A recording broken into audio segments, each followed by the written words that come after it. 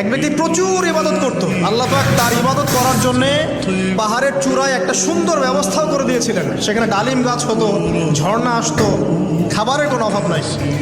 হাদিস এসেছে 500 বছর সে ইবাদত করেছে। কত বছর?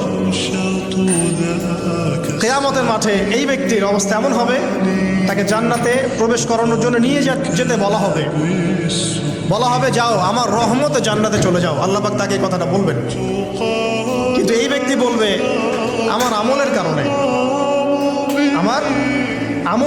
আল্লাহ পাক বলবেন আমার রহমতে জান্নাতে চলে যাও। ব্যক্তি বলবে আমার আমলের কারণে। আল্লাহ রাব্বুল আলামিন তখন তাকে দেওয়া সমস্ত নেয়ামতগুলোকে এক পাল্লায় করবেন, আর তার সমস্ত আমলকে আরেক পাল্লায় করবেন। একটা চোখের যে নেয়ামত আল্লাহ পাকের, সমস্ত আমল ও 500 বছরের ইবাদত এতটুকু হয়নি। তারপর তাকে বলা হবে ওকে জাহান্নামে নিয়ে যাও।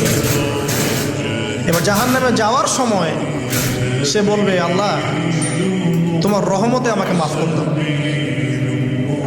তখন আল্লাহ পাক তাকে আবার ডেকে নিয়ে আসবে, বলবেন যে তোমাকে যে আমি ইবাদত করার জায়গা করে দিয়েছিলাম, এটা কি তুমি নিজে করেছো না আমি করেছি?